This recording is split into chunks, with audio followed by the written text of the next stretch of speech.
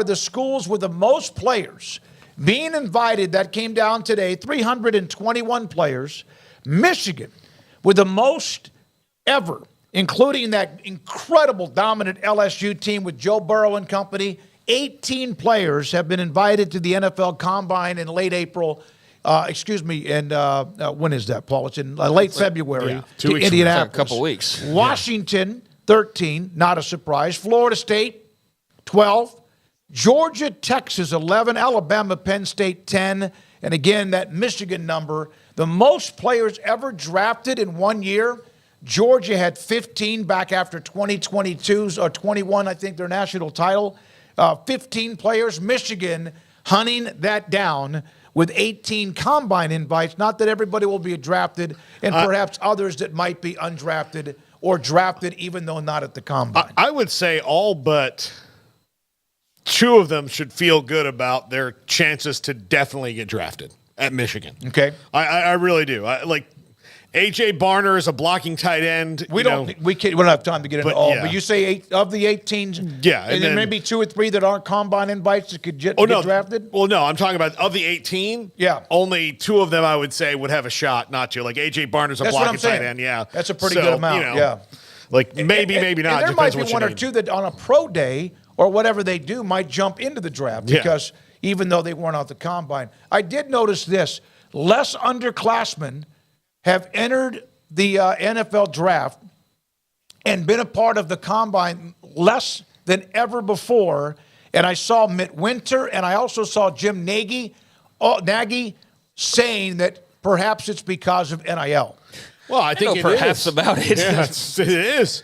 Because part of the reason I'm sorry, I was quoting. No, I know. I'm responding to their quotes, and I think, no duh. Yeah, no. It is absolutely because there are guys who have made that kind of impulsive decision because they needed to get whatever money they could, and they wanted it right then because of their personal situation. But now, if you can wait a year and improve your stock and still make money, you're going to do that, as opposed to potentially jumping in the league when you're not ready and then having to bounce around and do a lot of things if you want to make that your profession. So, yeah, absolutely. You can maybe make a few $100,000 if you catch on in the late rounds and, maybe make the team or not. And then there's some guys that can clearly easily make $100,000, few $100,000 and be starters and play a lot and have that guaranteed to come back to college. So, yeah, I think that's obvious. That's what's happening here. I think it would be interesting to see, and I don't know, maybe it doesn't change that at all, but just we're on the subject of the ways that this has changed.